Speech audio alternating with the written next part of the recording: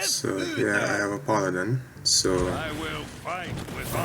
I'm looking at my hand and I don't think I'll be needing Waste Warden because there aren't much cards that play the same tribe. Well, provided that is not Muller Paladin, which it could be. So, you know, I mean, to be safe, I probably could have kept the Waste Warden, but I really wanted stuff to pick up tempo on the board, and, you know, just having that card to play on turn 5, I feel it would be a bit heavy, so I return it. So right now, I'm just looking at passing my first turn, and on turn 2, I'll probably coin out the Evil Miscreant, probably get a few lockies, pick up some tempo on board. So it all depends on what type of Paladin this is, because it could also be Libram Paladin.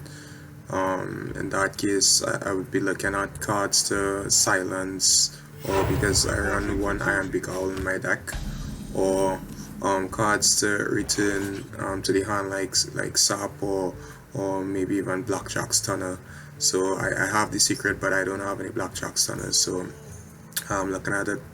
I think I'm just gonna coin out the Evil Miscreant and see what lockies I get. Ideally, I want to control the board, or maybe even Hero Power. I'm thinking I didn't coin out the Evil Miscreant because against the Libram deck, it's really important to keep the board clear so that he isn't able to apply the buffs onto the minions on board. So it's really important to keep the board clear. So that's why I decided to Hero Power here. On turn 3, I decided to go Evil Miscreant, see what lockies I get. I decided to keep the coin because I saw I got Edwin, so I'm thinking probably in a few turns, if I keep the coin, I could coin out Edwin with a few cards and create a really big Edwin. So there he goes with the Libram, so it's definitely a Libram Paladin. So, you know, it's a simple cleanup. I have the Blackjack Stunner, so I simply bounce it back. You know, it completely negates the Libram cards. So now I turn the Evil Miscreant, so, and I have Bamboozle, so he's forced to attack the Evil Miscreant, and I mean, there's no other way he could really deal with it unless he has silences, which I don't think this deck runs. So he plays the Silver Recruit again and he busts it again. So like I said, like this deck is based around just buffing the minions. So once I continue to keep the board clear of all the minions, I would continue to keep control of the game. So I use the Faceless Corrupt to clear those minions.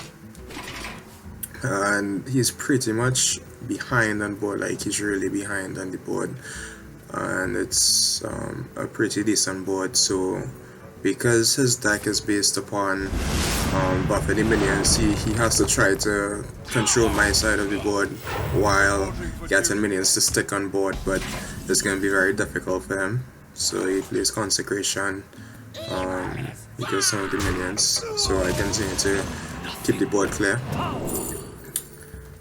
And I think I'm gonna take Clever Disguise because it just gives me more options, really.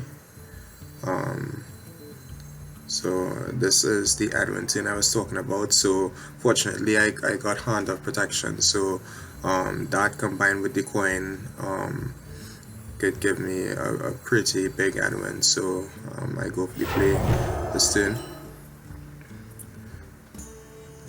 I was contemplating which minion to buff, but I put it on the 4-1 because that would just make it much more difficult for him. And I really, well, if I apply the Divine Shield to the Evil Miscreant, then I'm gonna lose it when he attacks and it evolves.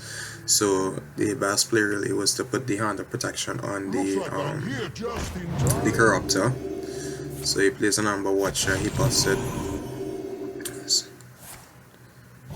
Yeah, so like I said before, it's all based on buffs. So I have the Iron Beak Owl, you know, easily deal with it. and you know, at this point in the game he's just too far behind, so he simply surrenders and I get the victory. So you know, it's really important to know your matchups. If you enjoyed the video, please like and subscribe, and comment below on your thoughts on what you'd like to see next. Thanks for watching.